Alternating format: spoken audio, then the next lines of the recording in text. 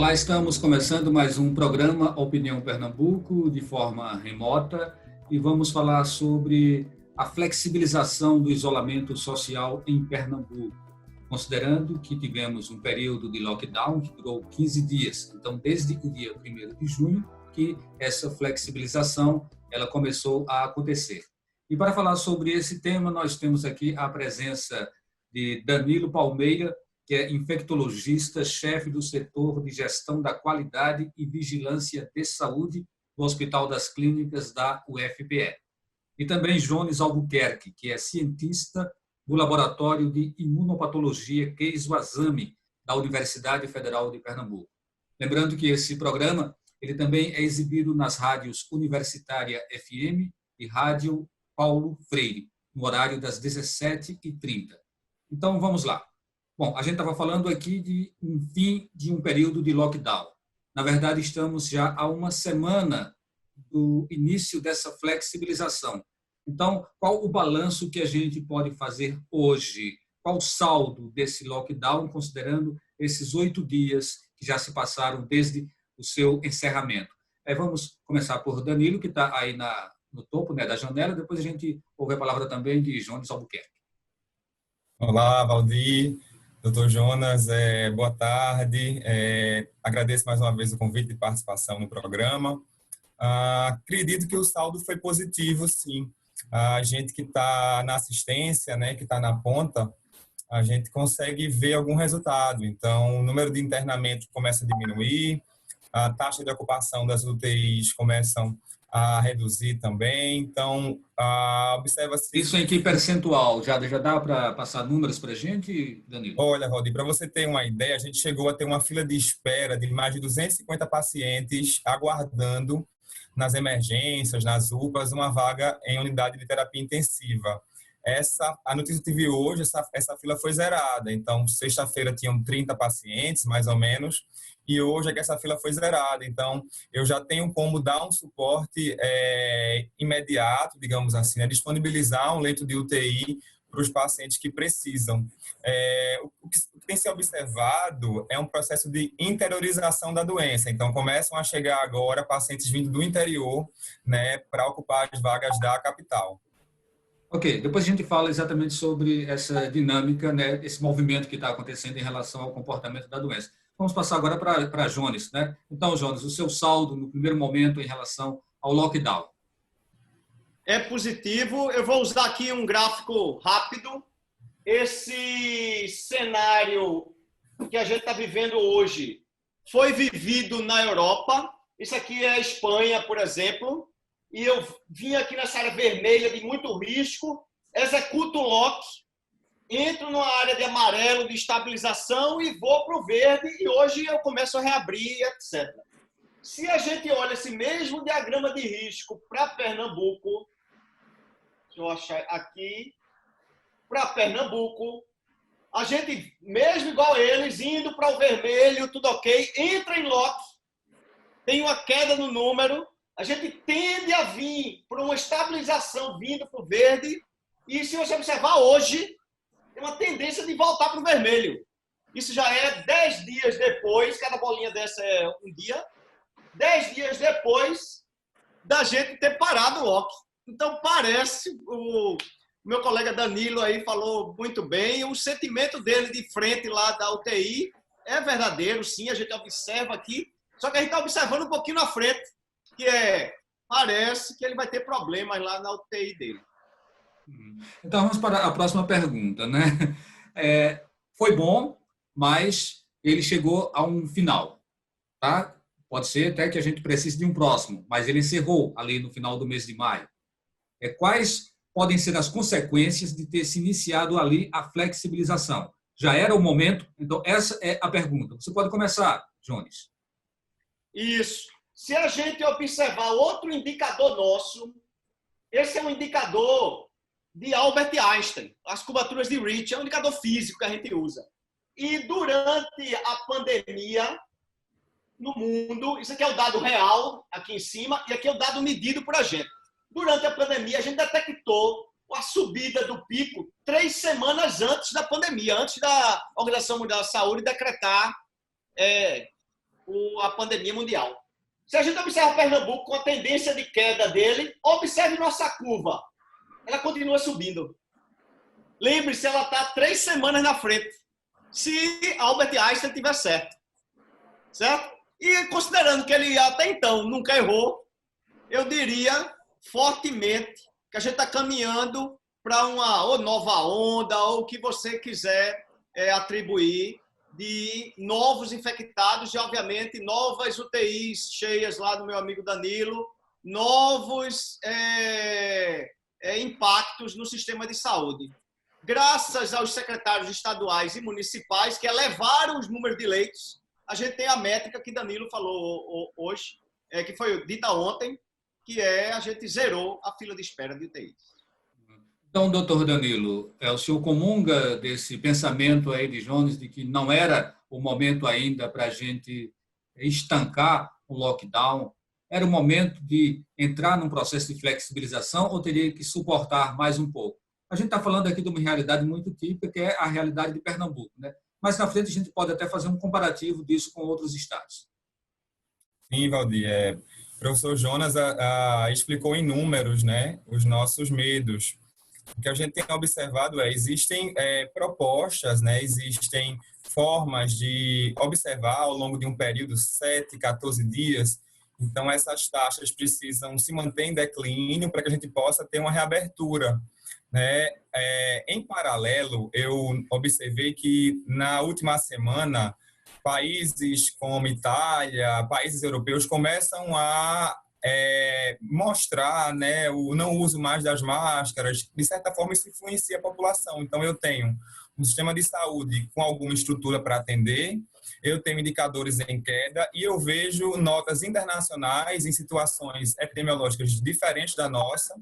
E daí a população, né, o próprio governo, a gente tem uma divergência de política, né, o Brasil com essa dimensão continental, né, tão heterogêneo, tem diferentes situações epidemiológicas em cada estado, e daí a gente começa a sentir uma pressão para a reabertura dos serviços. Então, talvez não, até com certa certeza foi precoce isso, né? Era esperado pelo menos uma observação maior, ver realmente esse impacto do lockdown e de outras medidas foi eficaz. Uhum. Doutor Jones Albuquerque, aqui no Brasil a gente não teve um lockdown no país, né? A gente teve em algumas cidades e aqui, no caso de Pernambuco, na região metropolitana. Se os resultados eles são tão bons quando você aplica uma medida extrema como é o lockdown, se isso tivesse acontecido com o Brasil no início dessa pandemia, como aconteceu com alguns países, né? A gente tem exemplos aí de alguns países, França, Itália, Espanha. Se tivesse acontecido assim aqui no Brasil, nós estaríamos numa outra situação e não passando de 35 mil mortes, como é o que já se registra, e mais de 3 mil mortes aqui em Pernambuco? Seguramente, Valdir, estaríamos, e vale lembrar que a gente não fez lockdown. Ora, em nenhum estado do Brasil, em nenhuma cidade do Brasil, a gente teve lock. A gente teve uma situação de isolamento mais rígido, daí o nome, porque quando a gente faz lock, a gente esvazia geralmente, esvazia literalmente tudo. Ruas, transporte público, etc. A cidade que chegou perto de fazer isso aqui foi Florianópolis, e basta olhar os resultados que eles estão colhendo agora. A gente também não... A gente teve 3 meses de antecedência e a gente começou muito legal aqui em Pernambuco. É tanto que de todos os meus gráficos de análise de risco, Pernambuco é o que apresenta a melhor estrutura. Por quê? Porque a gente separou as escolas e a universidade ali no começo de março. Isso pegou os super spreaders, como a gente chama, os super espalhadores de vírus, que eram os adolescentes e os adultos jovens. A gente espalha eles, então eles não têm mais contato entre si. E o que aconteceu é que isso realmente segura a curva de Pernambuco. A gente era para ter subido igual o Brasil, ó. Mas olha como a gente subiu. Graças a isso. A gente lock aqui, ó, que é 12 de março. Ó. Segura No início de abril começa uma medida mais rígida, o governo do estado entra em ação, certo, correto, mas a nossa população não entendeu, nem a gente direito. Mas aqui em Pernambuco a gente já começa a ficar parecido também com os outros estados, doutor Danilo. As regras de flexibilização, elas não estão muito diferentes, né?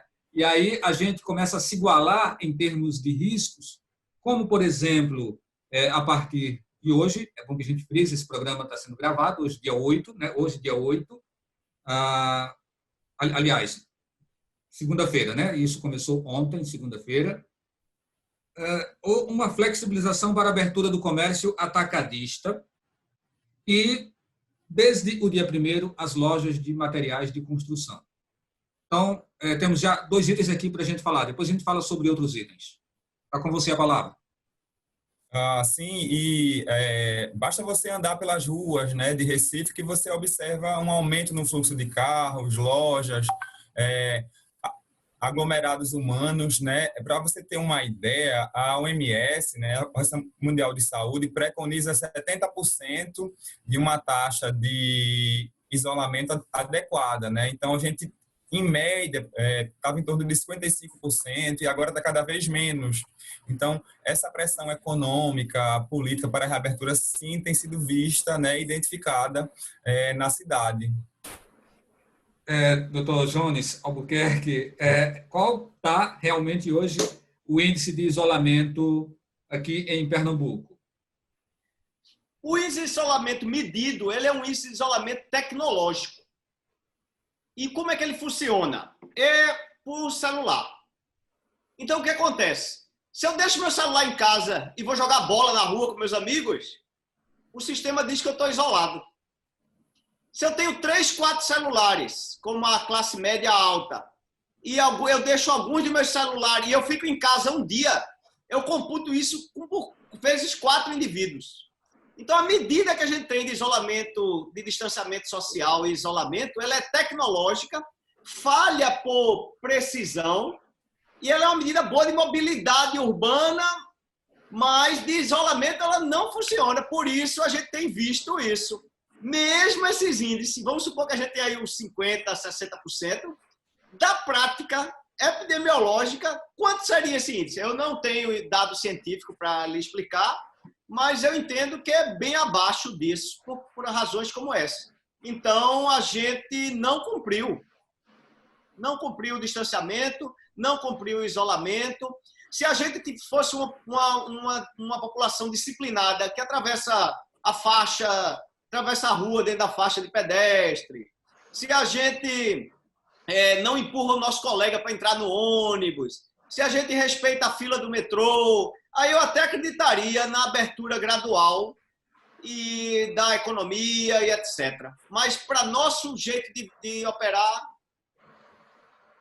parece não funcionar. Mesmo o isolamento parece não funcionar. Ok, a gente chegou ao final do primeiro bloco. Passou rapidinho, mas a gente ainda tem um outro para continuar essa nossa conversa. Então, a gente volta daqui a pouquinho, ok?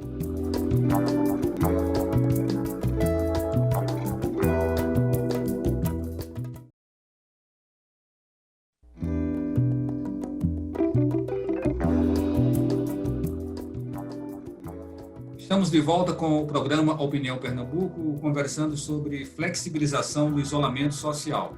Nossos convidados são o Dr. Danilo Pereira Palmeira, que é infectologista, chefe do setor de gestão de qualidade e vigilância em saúde do Hospital das Clínicas da UFPE, e Jones Albuquerque, que é cientista do Laboratório de Imunopatologia Keizo Azami da Universidade Federal de Pernambuco.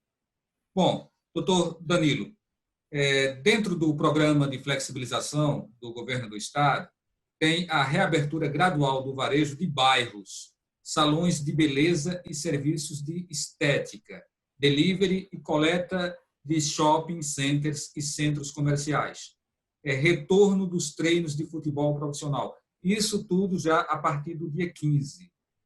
Que tipo de risco, os contatos que esses modelos de negócios podem trazer e potencializar a disseminação do coronavírus, do novo coronavírus aqui no estado? Muito pertinente a pergunta, Valdir. Cada vez mais, a literatura tem mostrado a possibilidade de pessoas pré-sintomáticas ou oligossintomáticas, ou seja, aqueles indivíduos que não estão com o quadro clínico típico da COVID, transmitir a doença. Então, é necessário que esse período, né, de isolamento e quarentena tenha realmente doutrinado a população, ensinado boas práticas de prevenção. Então, nada sobrepõe as medidas individuais do uso de máscaras, higiene das mãos, distanciamento 1 a 2 metros, né? Os americanos falam em 2 metros mínimos, né, para manter essa proteção. Então, caso isso não seja atendido, o risco de uma nova onda de transmissão da doença, ele é real. É necessário que cada instituição, que cada órgão, cada loja de comércio, salão, academia, tenha seus próprios protocolos bem estabelecidos, aplicados e fiscalizados. Porque a gente sabe que o brasileiro ele tem uma tendência a dar seu próprio jeito às coisas e não atender essas regras, né? Acho que a prova disso foram muitos aglomerações, né? Muitas passeatas, pessoas sem máscaras, ou seja, já numa fase pré-flexibilização, observamos pessoas sem atender a essas exigências mínimas. Jones, vamos analisar o risco que a gente está correndo daqui para frente. E assim, como você tem muitos dados, seria interessante você passar para a gente, né, o que você espera a partir de agora, tá? Considerando que houve o lockdown, que iniciou um processo de flexibilização, qual é a tendência? A tendência é a gente piorar a situação e retornar para um lockdown ou ter um certo controle, considerando que algumas medidas estão sendo utilizadas já agora de uma forma até diferente do que era antes lá do lockdown? Sem sombra de dúvida, como o Danilo falou, a população aprendeu. Eu vejo as pessoas andando de máscara, vejo as pessoas ficando mais distanciadas umas das outras, eu vejo usando muito álcool em gel e tal. Isso gera nos números uma esperança de diminuição, mas a minha crença, não acredito. Infelizmente, as tendências e todos os números e os indicadores que a gente trabalha aqui nos mostram um cenário nada confortável para Pernambuco e muito pior para o Brasil. Pernambuco é um dos países, um dos estados com a situação mais confortável no país, eu diria hoje. Ele e o Paraná. Não tivemos pico ainda. Não, a gente está num franco processo de expansão em linhas diretas do número, eu não tenho mais ele aqui, eu apaguei por alguma razão, do número de óbitos. Não tem, a gente está num caminho que não baixou ainda nada. A nossa esperança é, realmente o vírus está indo embora. Aí, meu amigo Danilo sabe muito mais que eu sobre isso. 2, a gente aprendeu a conviver com ele e realmente, como Darwin falava, que eu adoro, tem um livro de Darwin belíssimo, que chama-se A Viagem de Beagle, que é do barco dele, que ele viajava pelo mundo, e tem uma frase dele que é brilhante de lá, que é inspirada pelo matemático, chama-se: Natura não facilita saltos, a natureza não possibilita pulos. Então, não adianta a gente querer ir na frente, não, tem que esperar o tempo do vírus, o tempo do paciente, o tempo do... Não adianta Danilo lá na UTI querer tirar o cara com 2 dias, não. Por mais brilhante médico que ele seja, ele não consegue. Porque o vírus precisa ir lá para o pulmão, etc, etc. A gente tem o tempo do vírus passar na população. Você não se preocupa que o chamem de Cavaleiro do Apocalipse? Vire me chamando disso, que eu só vou para a TV falar isso. Eu digo ao pessoal, isso é um bom sinal, quando eu não estiver mais na TV, pode ser um bom sinal, quer dizer que as coisas voltaram às epidemias clássicas que a gente tem, mas não dessa proporção. Ok, doutor Danilo, nós devemos ouvir esse Cavaleiro do Apocalipse ou achar que ele está viajando? Eu acho que a gente deve ouvir com atenção todas as hipóteses. Isso é muito importante para que a gente não fique cego com uma visão única das coisas, né? Isso é dar ouvidos à ciência. Sim, a todos os lados, inclusive questionar também a ciência, né? A gente teve provas disso com algumas revistas, né? Alguns recortes que foram retirados. Enfim, é uma discussão, é outra temática.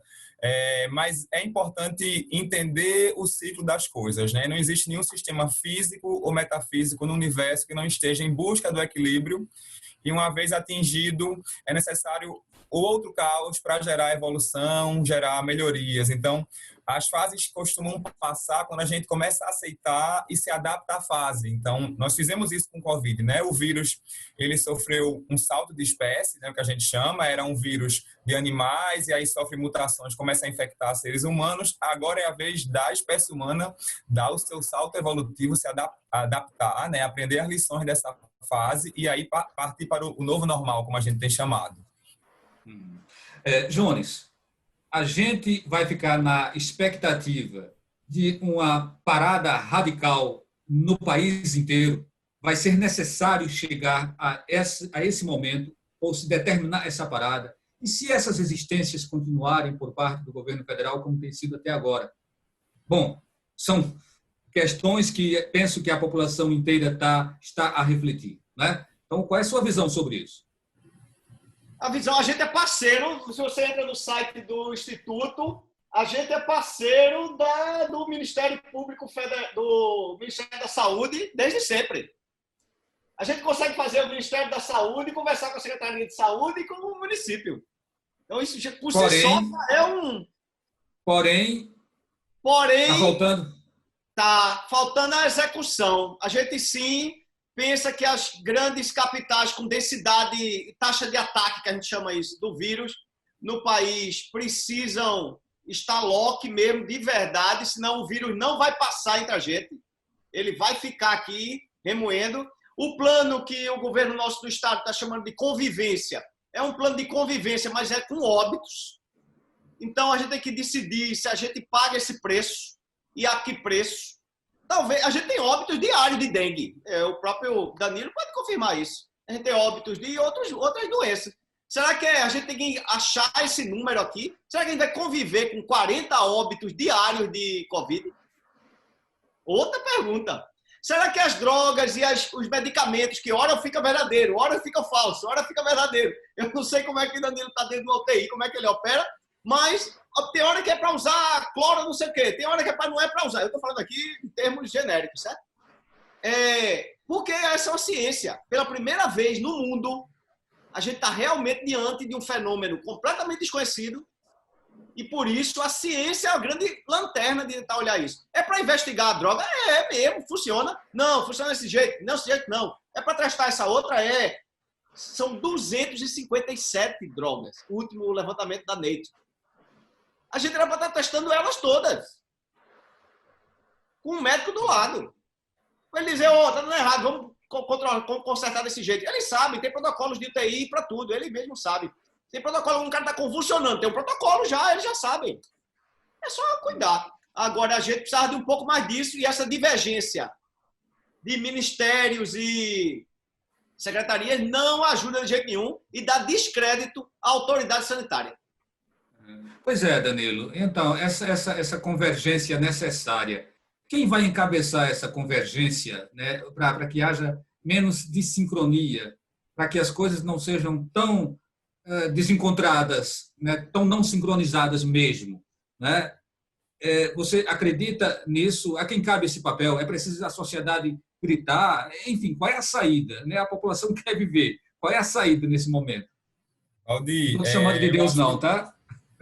O grande norte deveria ser a ciência, né? Deveriam ser os dados, a informação e o bom senso. Infelizmente, o pano de fundo de outras questões às vezes fala mais alto, né? Com certeza, um discurso divergente, né, de governo a nível nacional, a nível de prefeitura, isso enfraquece as políticas públicas de segurança, né?